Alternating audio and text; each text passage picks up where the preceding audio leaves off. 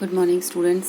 Last class में हमने दो क्वेश्चंस डिस्कस किए थे numericals based on the equation of motion where the acceleration is considered as acceleration due to gravity. ठीक है, ग्रेविटेशनल लॉ पढ़ रहे थे हम। तो एक्सेलरेशन ड्यू टू ग्रेविटी के अकॉर्डिंग हमारे पास जो तीन इक्वेशंस आई थी उनके बिहाफ पे हमने कुछ न्यूमेरिकल्स सॉल्व किए थे। ठीक है, इसके बाद आपके पास दो क्वेश्चंस दे रखे थे इन टेक्स्ट बुक्स में, what do you mean by free fall and second था what do you mean by acceleration due to gravity. थी ये ऑलरेडी नोट्स में आ चुका है, तो इन क्वेश्चंस को राइट डाउन करने की जरूरत नहीं है। ठीक है, और मैंने कुछ क्वेश्चंस करने के लिए दिए थे आपको, एक्सरसाइज क्वेश्चंस। कुछ बच्चों ने सॉल्व करके मुझे सेंड भी किए हैं। बेटा one more thing I want clear to you कि आप अगर होमवर्क भेजते हो तो आपके असेसमेंट मार्क्स जैसे 9th to 12th क्या है कि आपके जो यूटीज होंगे उनमें आपका क्या होगा कि 5 मार्क्स का होमवर्क जो होता है, मतलब क्लास वर्क जो होता है, क्लास में आप कैसा वर्क करते हो, क्लास कितनी अटेंड करते हो, होमवर्क कितना सेंड करते हो, इन सब चीजों के बेस पे आपको 5 मार्क्स मिलेंगे। तो प्लीज जितना ज्यादा हो सके सब बच्चे मुझे अपना होमवर्क सेंड किया करें। ओके, तो नेक्स्ट टॉपिक है हमारा मास and weight. What is the difference between mass and weight? तो मास क्या होता है? कोई एक ऑब्जेक्ट होता है, जैसे कि कोई भी एक ऑब्जेक्ट है, इसमें कितनी क्वांटिटी है मैटर की, मतलब कितने मैटर से बना हुआ है ये। कोई जैसे ऑब्जेक्ट है, जैसे कि कोई बॉल है तो वो रबर की बॉल है, तो उसमें रबर की कितनी क्वांटिटी लगी हुई है, तो उसके बिहाफ पे हम बता सकते हैं कि इसका मास कितना है। जितनी रबर की क्वांटिटी लगी होगी उसी को बोलते हैं हम क्वांटिटी ऑफ मैटर जो यूज्ड होगा। मतलब ये ऑब्जेक्ट जितना क्वांटिटी ऑफ मैटर कंटेन कर रहा होगा वही हमारा क्या होगा, मास। तो मास को हम कैसे डिफाइन कर सकते हैं, क्वांटिटी ऑफ मैटर कंटेन्ड।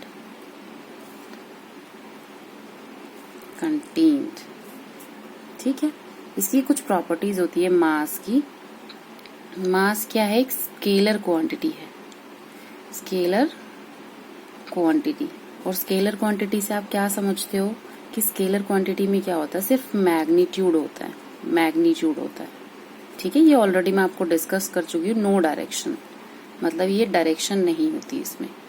तो मास क्या है, हमारी स्केलर क्वांटिटी है। ठीक है, जिसमें मैग्नीट्यूड होता है, डायरेक्शन नहीं होती है। ठीक है, और इसका जो लास्ट एक पॉइंट है, मतलब कुछ पॉइंट्स हैं इसके। फर्स्ट है कि मास स्केलर क्वांटिटी होती है। सेकंड है कि मास जो होता है ऑलवेज कांस्टेंट, मास ऑलवेज कांस्टेंट।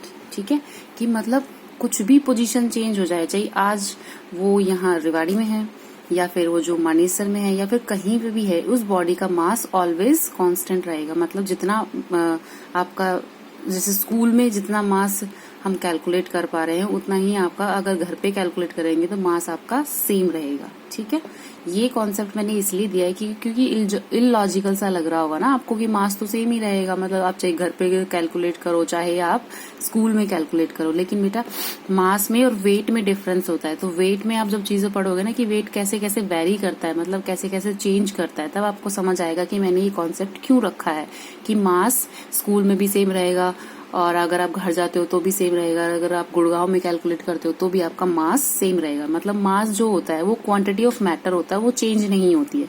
ठीक है, that's why it is taken as constant always. ठीक है, थर्ड है इसका एसआई यूनिट ऑफ मास क्या होता है। एसआई यूनिट हम मास को किस में कैलकुलेट कर सकते हैं, केजीज में। ठीक है, फोर्थ हमारा क्या है, मास है जो बॉडी का मास है वो can never be zero. Mass can not be zero, मतलब कोई भी ऐसी बॉडी होगी ही नहीं जो किसी भी मैटर से ना बनी हो। मतलब कोई अगर बॉडी है तो उसमें कुछ ना कुछ तो कंटेन होगा ना, बिना किसी मैटर के तो कोई बॉडी डेवलप ही नहीं हो सकती है। इसलिए मास हमेशा क्या होगा, नॉन जीरो वैल्यू होगी, जीरो कभी नहीं होगा। ठीक है, इसके बाद आता है हमारा वेट। अब वेट क्या होता है,